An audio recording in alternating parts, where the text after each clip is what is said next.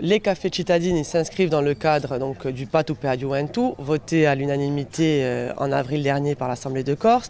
Et ces cafés sont en fait des espaces de parole pour les jeunes, parce que dans le cadre de la nouvelle politique publique en matière de jeunesse, nous avons souhaité avec l'exécutif que les jeunes soient au cœur de leur politique et donc qu'ils puissent nous faire part de leur volonté, de leurs propositions en matière de politique jeunesse, que ce soit au niveau de la mobilité, du logement, de l'orientation, qui sont les trois thèmes pour l'instant de ces cafés cittadini. Ces jeunes, d'où viennent-ils? Comment sont-ils venus à participer à ces cafés cittadini? Alors c'est sur la base du volontariat. On a bien évidemment l'Assemblée di Gioventù qui participe, Parola di Gioventù, mais après on a des jeunes de tout horizon et c'est vraiment ce que nous voulions, que la société civile jeune s'empare de ces espaces de parole. Est-ce que vous sentez que la jeunesse avait besoin de prendre cette parole? Est-ce que vous l'avez sentie attentive et participative?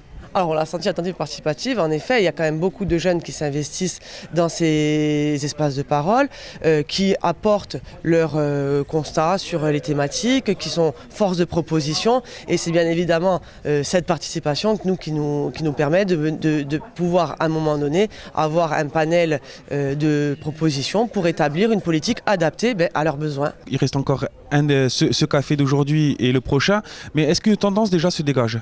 Alors il y a des tendances qui se dégagent au niveau des trois thématiques. On a par exemple une vraie réflexion qui se fait sur l'accès au logement. On a également des questions en matière de mobilité, au niveau de l'orientation avec le besoin de connaître des filières. Enfin ce qui est sûr, ce qui ressort, c'est qu'il y a un véritable besoin de recenser l'existant car il y a trop souvent une méconnaissance des droits des jeunes et nous sommes dans une première étape qui est de vraiment recenser l'existant avec des propositions qui sont en plus déjà mises en place par la collectivité mais trop souvent méconnues par les jeunes. Alors une fois ce travail terminé, ce travail de collecte, je dirais, quel va être le travail après? Alors ce travail de collecte va être aussi agrégé au recensement des questions qui ont été faites par le questionnaire du CRIJ dernièrement. Du coup on va essayer d'harmoniser en fait ces deux sources d'informations pour en faire une analyse vraiment poussée des véritables besoins. On fera évidemment une restitution aux jeunes en les conviant à ce qui a été fait. On verra ce que la collectivité peut mettre en place si c'est un levier, voir avec les autres associations, de voir ce qui peut être fait en commun afin d'avoir un document vraiment le plus abouti possible.